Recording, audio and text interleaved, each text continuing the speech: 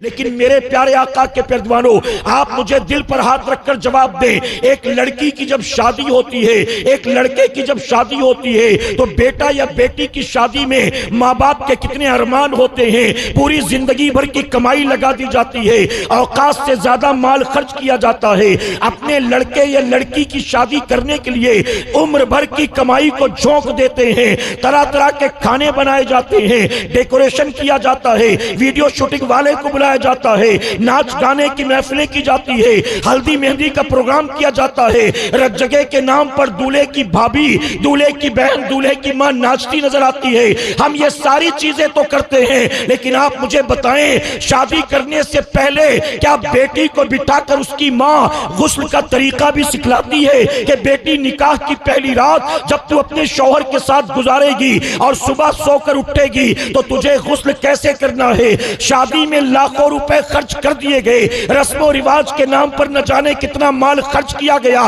लेकिन शादी से पहले दुल्हन को गुस्ल के फराइज नहीं बताए जाते हैं। शादी से पहले दूल्हे का बाप अपने बेटे को बिठाकर क्या बताओ बीवी के हुकूक बताता है, बेटा शादी के बाद तुझ पर जिम्मेदारी तेरी बीवी की है, अल्लाह और उसके रसूल ने तुझ पर तेरी बीवी का यह हक रखा है।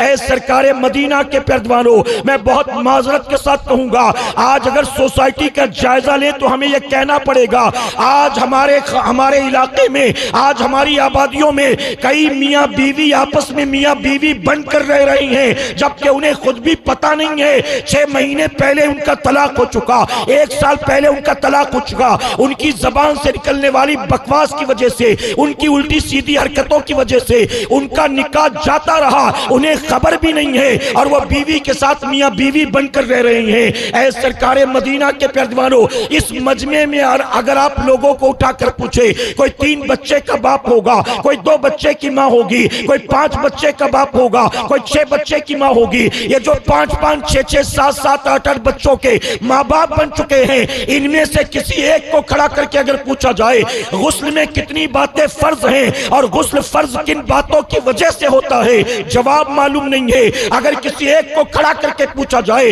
तुम पर अल्लाह ने तुम्हारी औलाद का क्या हक रखा है, हम 4-5 बच्चों के बाप बन गए, हमें औलाद का हक ही नहीं मालूम है। हम शादी करके शौहर तो बन गए, हमें बीवी का हक ही नहीं मालूम है। हम खुद जवान बेटे बन गए, हमें माँ बाप का हक ही नहीं मालूम है। ऐ सरकारे मदीना के प्यारवानों, इस वक्त मुस्लिम मुआशरे में, ये बात मैं पूरे हिंदुस्तान में कह रहा हूँ, इस वक्त हमारी सोसाइटी में सबसे ज्यादा तेजी के साथ 2 बुराइयां फैल रही हैं, और वो 2 बुराइयां कौन सी है?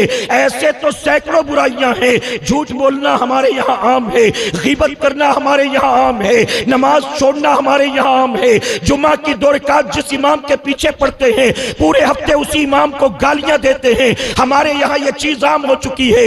ऐ सरकारे मदीना के प्यारवानों, ये सारी चीजें हमारी सोसाइटी में आम है। उसके अलावा 2 बुराइयां इस वक्त बहुत तेजी से हमारी सोसाइटी में फैल रही हैं, और जानते हैं वो 2 बुराइयां कौन सी है? आप बैठे रहे, क्यों खामखा परेशान हो रहे हैं? अभी कोई नहीं आया है, अभी कोई नहीं आया। ये खामखा डिस्टर्ब करने वाले एलिमेंट्स पता नहीं कहां से आ जाते हैं। थे कमेटी के, इन्होंने दौड़ा है तब लोग उठे हैं जी। ये कमेटी के जो बच्चे हैं एक तरह के कपड़े पहने बिना लगाकर, इन्हीं की गलती है। नाजिम साहब ने कहा ना जी, ये जो नाजिम साहब ने शुरू में कहा था ना, मेरा भी तजुर्बा यही है, सबसे ज्यादा डिस्टर्ब जो है ना कमेटी वाले ही करते हैं। वो इंतजाम के नाम पर बदनजमी खुद ही करते हैं वो लोग। अब मैं भी आ रहा था, मैं खामोशी से आ जाता, लेकिन यही दौड़ दौड़ के धक्के मार रहे थे। वरना अगर आप हंगामा नहीं करें तो आदमी चुपचाप आ सकता है, लोग डिस्टर्ब नहीं करते। बिल्कुल सही है। आप हंगामा बपा करेंगे तो लोग डिस्टर्ब होते हैं, समझे? वरना अगर चुपचाप गाड़ी से उतर कर आए ना, मैं जानता हूं कोई डिस्टर्ब नहीं करता है, मैंने देखा है। लेकिन जहां कमेटी वाले राइट दौड़ेंगे, लेफ्ट दौड़ेंगे, हंगामा बपा करेंगे, पब्लिक भी परेशान हो जाती है।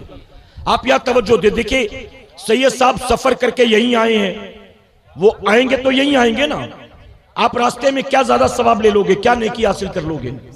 धक्का मुक्की करके। कल हम रांची में थे, एक आदमी मोहब्बत में सैयद साहब की पीठ पर गिरा जोर से, और वो गिरते गिरते बच गए, और फिर वापसी में जाते वक्त हाथ में मोच आ गई। ये मोहब्बत है कोई? ये अहले बैत की या सादात की मोहब्बत है कोई?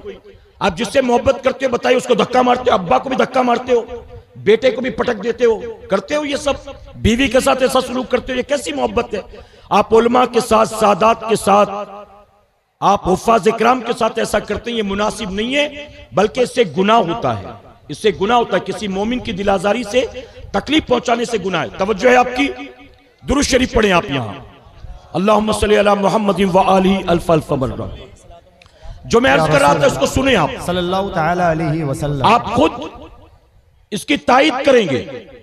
सैकड़ों बुराइयां हमारी सोसाइटी में हैं। अब मैं अपनी माँ से कहता हूं, एक माँ मुझसे आकर कहती, हजरत मेरा बेटा पहले बहुत अच्छा था, बहुत नेक था, मेरी भी इज्जत करता था, बाप की भी इज्जत करता था, लेकिन 2-3 महीने से शराबियों की सोहबत में पड़ गया, शराब पीना शुरू कर दिया।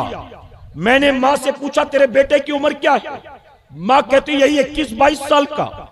मैं उस माँ से कहता हूं 21-22 साल का तेरा जवान बेटा शराबियों की सोहबत में कब से पड़ा? माँ कहती यही कोई 1.5-2 महीने हुए। मैं उस माँ से कहता हूं तेरे बेटे के शराबी होने का रोना रोऊं कि तेरी माँ होने का रोना रोऊं? अरे तू कैसी माँ है?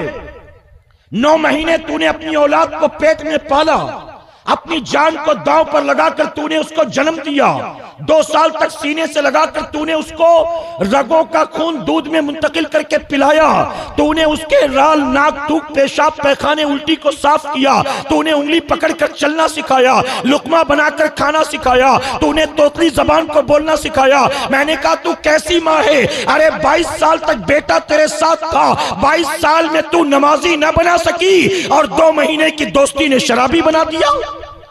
सारा कसूर औलाद का है, माँ बाप का कोई कसूर नहीं।